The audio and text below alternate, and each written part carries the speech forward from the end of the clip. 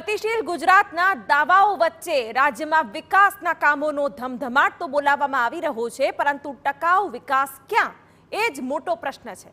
સામે આવેલા વડોદરા મનપાનો અણઘડ વહીવટ પણ જાણે ભ્રષ્ટાચારની પોલ ખોલી રહ્યો છે.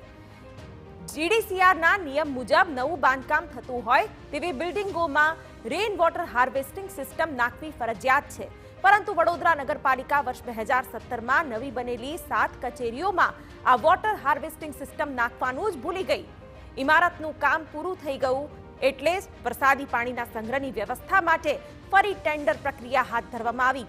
એક કચેરીમાં 1.5 કરોડ એમ નવી જૂની મળીને કુલ 14 કચેરીઓમાં 16 કરોડ રૂપિયાના આ સિસ્ટમ નાખવા પાછળ ખર્ચી કઢાયા, પરંતુ આ સિસ્ટમ કેવું કામ કરે છે તે પણ નિહાળી જ લો.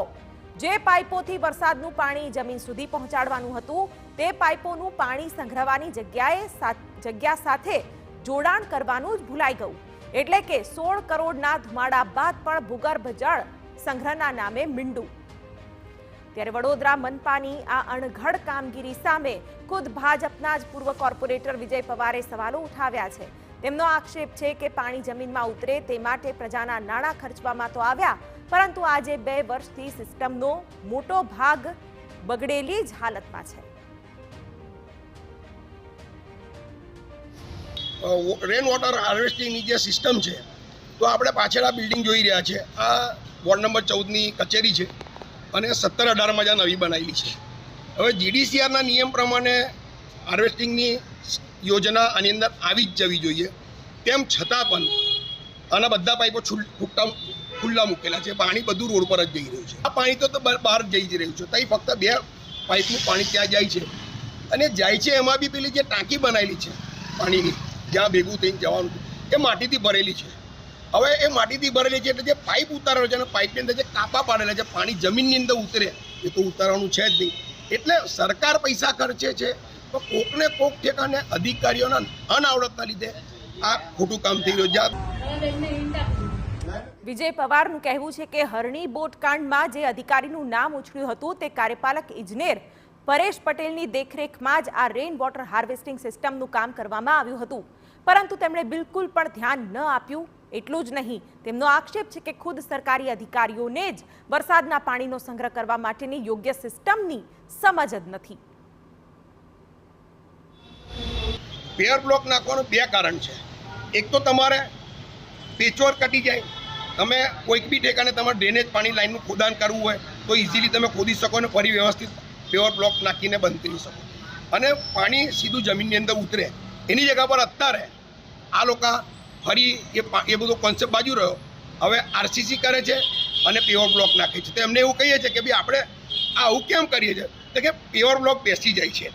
એટલે પેવર બ્લોક નાખતા હતા પાણી ઉતારવા માટે ને ડ્રેનેજનું ઇઝી થાય એના માટે.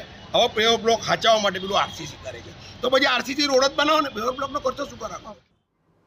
એટલે કે પ્રજાના નામે પ્રજાના જ રૂપિયા ખર્ચાઈ રહ્યા છે, પરંતુ તેનો લાભ ક્યારે પ્રજા સુધી પહોંચતો જ નથી. ભૂગર્ભ જળ બચાવવા ખર્ચાયેલા કરોડો રૂપિયા પણ જાણે પાણીમાં જ વહી ગયા છે. મહાનગરપાલિકાની કચેરીઓમાં રેન વોટર હાર્વેસ્ટિંગની સિસ્ટમમાં ભ્રષ્ટાચાર થયો હોવાનું ભાજપના જ એક પૂર્વ કાઉન્સિલર આક્ષેપ કરી રહ્યા છે, અને તેઓ જણાવી રહ્યા છે કે વડોદરા શહેરની અંદર જે કચેરીઓ 2017 બાદ બની છે તે કચેરીઓમાં રેન વોટર હાર્વેસ્ટિંગ તો બનાવવામાં આવ્યું છે, તેની પાછળ 1.5 કરોડ ખર્ચ્યા, પણ એ હદે ખર્ચ્યા કે જેની સિસ્ટમ 1 વર્ષની અંદર જ તકલાદી બની ગઈ છે. હાલ એ સિસ્ટમ કોઈ જ કાર્યરત નથી, કોઈ ઉપયોગમાં નથી. ત્યારે રેન વોટર હાર્વેસ્ટિંગ વરસાદી પાણીનો જે સંગ્રહ કરવા માટેની જે સિસ્ટમ છે તેનો તકલાદી બનાવતા જે પાણી છે તેનો ફરી નવેસરથી તેનો સંગ્રહ નહીં કરી શકાય અને તે પાણીનો વેડફાટ થશે. એક તરફ વડોદરા મહાનગરપાલિકામાં પાણીની સમસ્યા વારંવાર સર્જાતી હોય છે, બીજી બાજુ આ પ્રકારે વરસાદી પાણીનો સંગ્રહ કરવાની બદલે જ્યારે પાલિકા વરસાદી પાણીનો નિકાલ રોડ પર થતો હોય છે ત્યારે પાણી ભરાવાના પણ પ્રશ્નો થતા હોય છે. સાથે જ રેન વોટર હાર્વેસ્ટિંગની સિસ્ટમમાં ભ્રષ્ટાચાર થયો હોવાનું ભાજપના જ પૂર્વ કાઉન્સિલર વિજય પવાર દ્વારા આક્ષેપ કરવામાં આવે છે. ત્યારે આ બાબતને લઈને ભાજપના સત્તાધીશો આંખો ખોલી પોતે કરેલા ભ્રષ્ટાચારને ફરીથી એક વખત સુધારા પર લાવે છે કે તે ભ્રષ્ટાચારની આંખો ઉપર પાટા બાંધી અને પોતે કામગીરી કર્યાનો સંતોષ વ્યક્ત કરે છે. તે જોવું પણ તેટલું જ મહત્વનું છે. અંજલિ ઓઝા, TV9 વડોદરા.